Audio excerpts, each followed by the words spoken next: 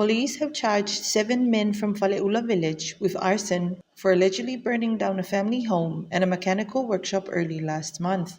The men have been released on bail, pending their court appearance on 8th July. Police said fire is alleged to have started from Molotov cocktails that were thrown from behind the bushes that burnt and destroyed a mechanical workshop, vehicles, and expensive tools. The fire occurred the day after an altercation between the Faleula MP and High Chief Loau Kinetisio and his relatives, who approached him at his home to discuss land issues that are under the Faleula Village Council.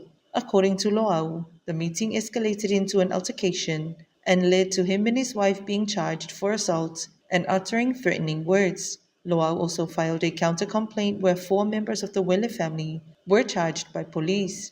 The fire occurred the day after the altercation and led to the village council banishing members of the Welle family from the village.